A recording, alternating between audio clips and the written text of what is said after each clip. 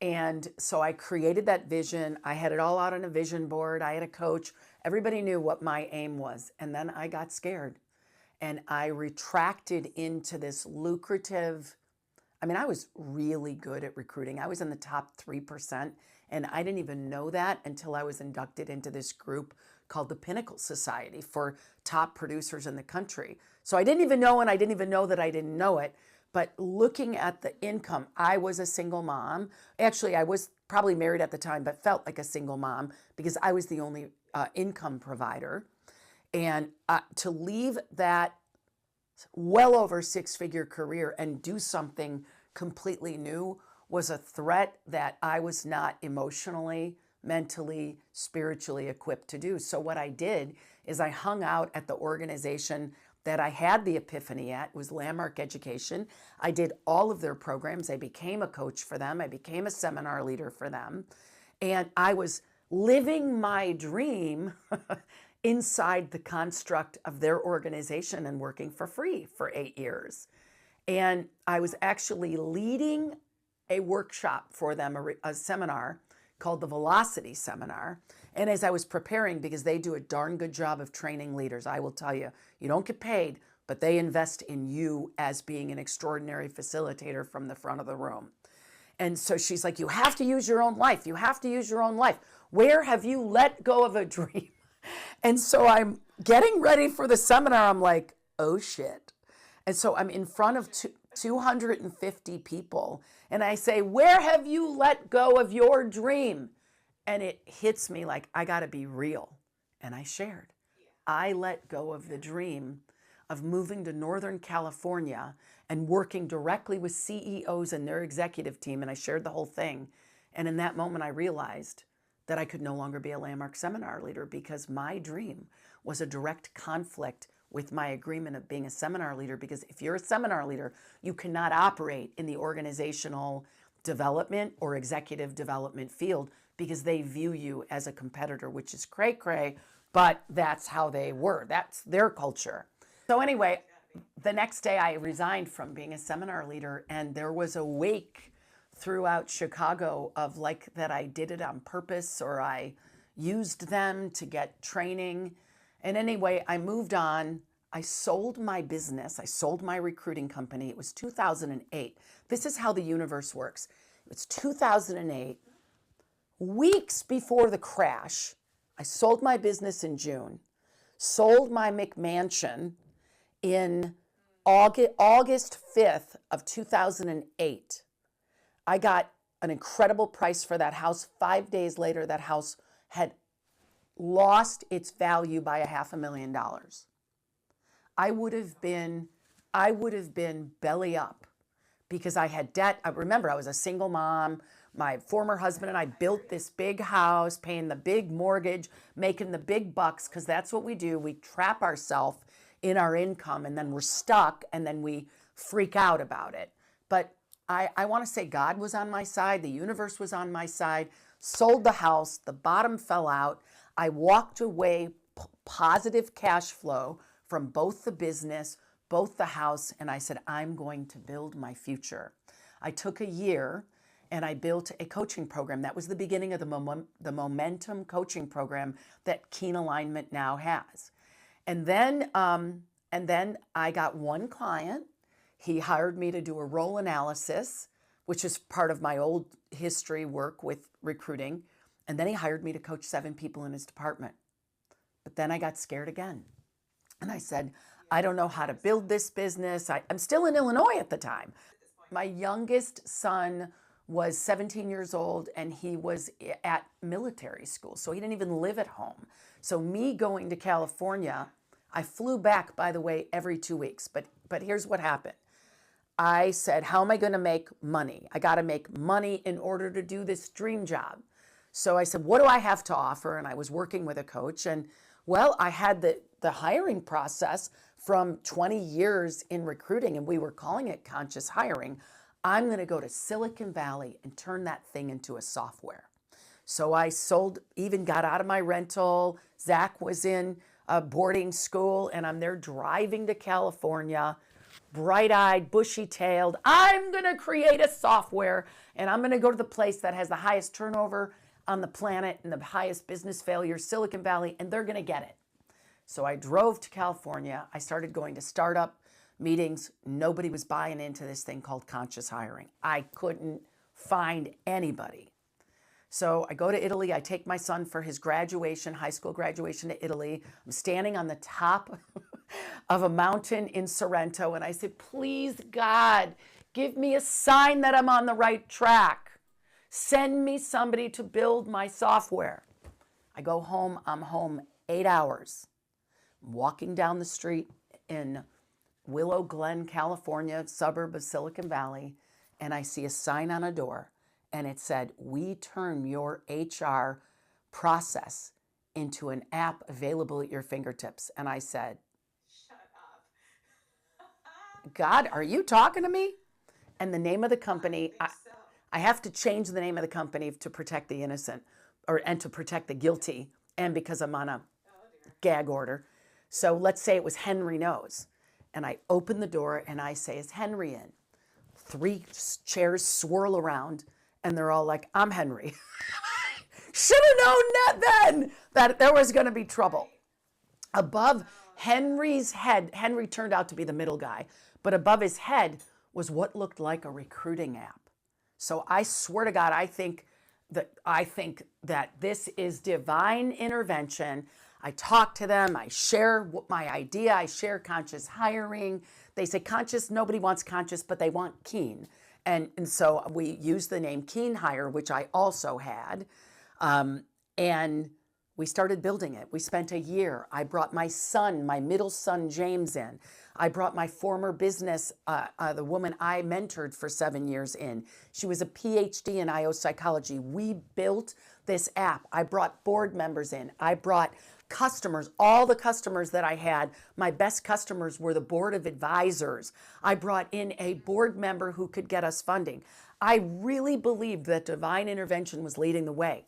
What I didn't do is I didn't use my own hiring process to vet that Henry. Turns up, Henry has had other companies.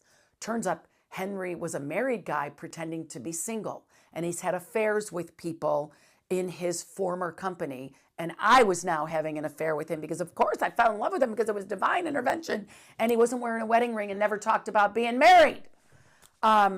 So long story short, they fired my business partner, my protege, because they said she was causing too much trouble. She was the PhD who was working on, and she had a heavy background in statistics.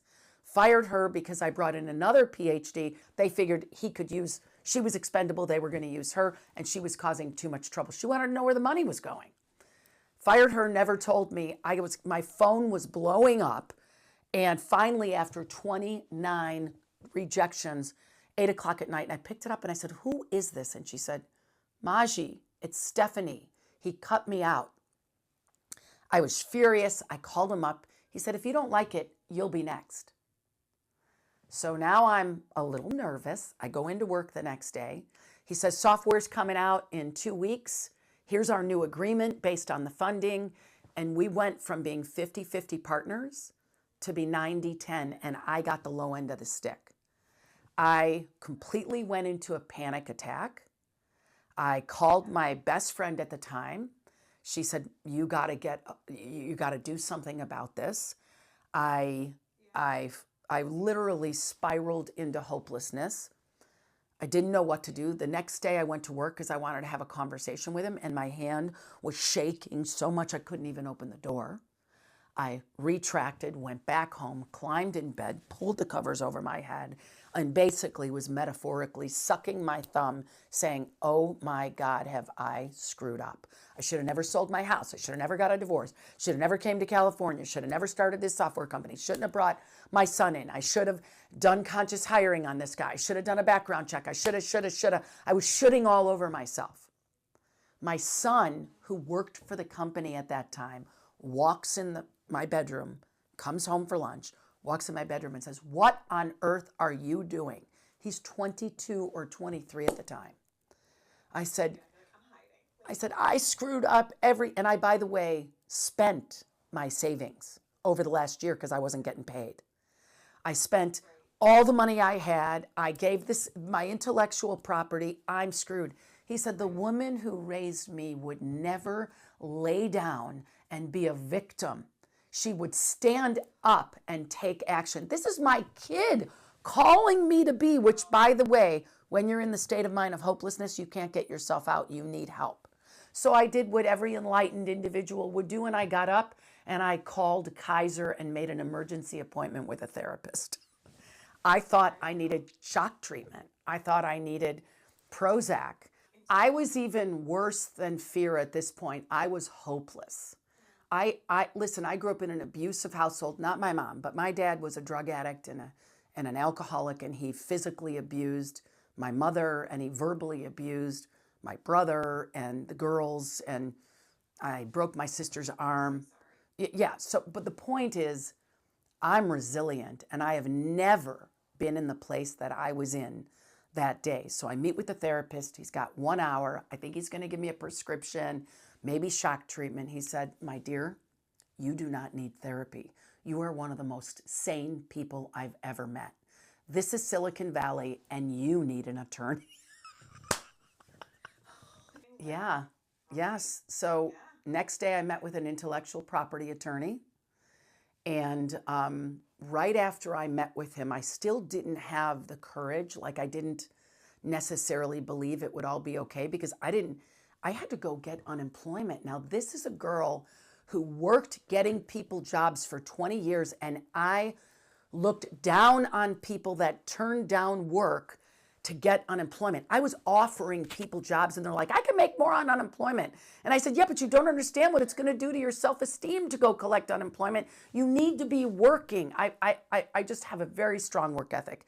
Even though my dad was an addict, he was a working addict, and he taught us all hard work. All of us are entrepreneurs, actually, all of us.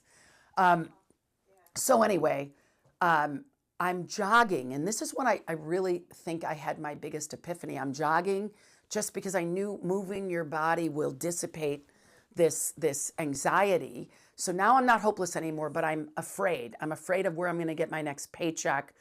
And my cousin says, you worked all these years, you paid into the system, go collect unemployment. And talk about a humbling experience.